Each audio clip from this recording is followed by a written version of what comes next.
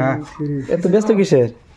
ব্যস্ত মানে এই যে আগামীকাল থেকে না, আগামীকাল মানে আগামী সোমবার থেকে আমাদের স্কুলে প্রথম যেটা মূল্যায়ন, মানে বছরের 4টা মূল্যায়ন হয় না, প্রথম যেটা মূল্যায়ন এই মূল্যায়ন হবো আগামী সোমবার থেকে স্টার্ট হবো।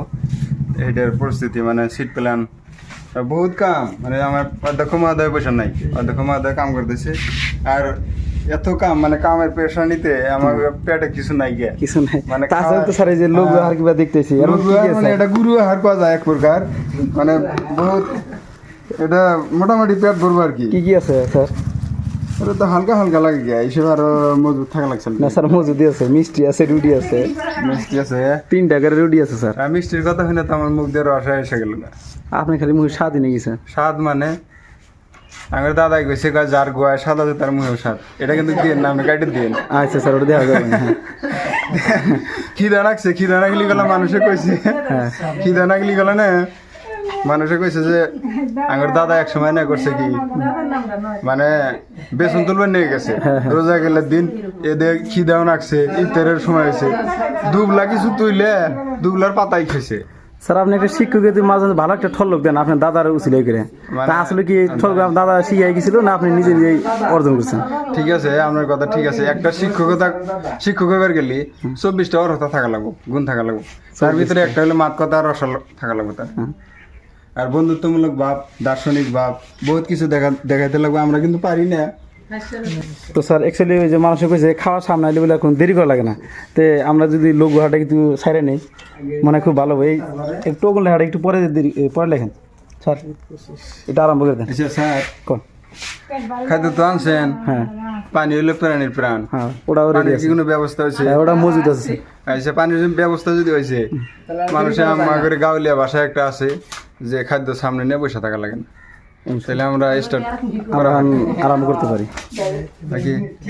কে স্যার ও টেনশন করেন গিয়া, এই যখন লোক হাটা খুব সুন্দরভাবে খাই নিব আমরা এখন। না স্যার, স্যার কি খাইতেছেন ওটা? ও ঠিক আছে তাহলে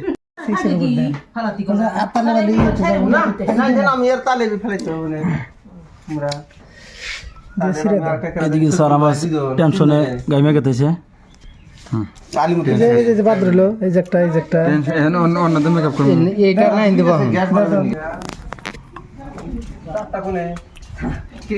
কোনে প্রাড এই যে হেনে এটা হল নাম্বার দেওয়া আছে না, স্যার পরে দিম। স্যার এই যে বেঞ্চ টেবিলটা আমরা রাখবেন না, আমরা তিনটা হল নাম্বার ওইটা চেঞ্জ করা লাগবো। আল্লাহ আল্লাহ সুবহান আল্লাহ।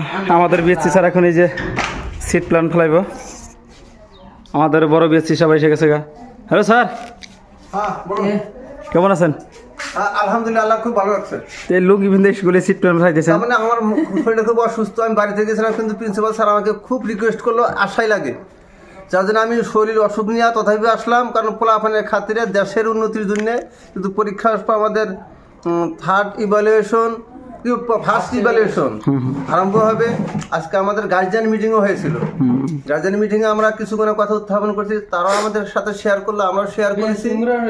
তাই আজকে আমরা সিট প্ল্যানটা রেডি করে রাখি, আগামী যারা সোমবারের দিন যাতে গার্জিয়ান, ছাত্র ছাত্রী, শিক্ষক শিক্ষয়িত্রী যাতে সবাই এসে দেখে যে আমাদের সিট প্ল্যান ইনশাল্লাহ স্কুলে যেটা মানে পরীক্ষা যেটা পরিস্থিতি যেটা নেওয়া লাগে সম্পূর্ণ ঠিক আছে। তো স্যার আজকের মতো বিদায় নেই নাকি? হ্যাঁ মোটামুটি ওই ঘড়ি দেখা যায়, যা খাইবার দিছিলেন কটা বাজে, 3টা বাজে যায়। আজকে শনিবার, তো এখন পর্যন্ত আমাদের কাম কিছু বাকি রয়ে গেল, তো এখন আর স্যার থাকার কথা, যেহেতু বাড়ির সাথে বাজার দোকান পাড়ও করি, তো আজকে আমার স্যার বিদায় নেই নাকি? ইতি মারাই যায়, ইতি মারাই যায় আজকে। তাহলে আল্লাহ হাফেজ, খোদা হাফেজ, বাই বাই।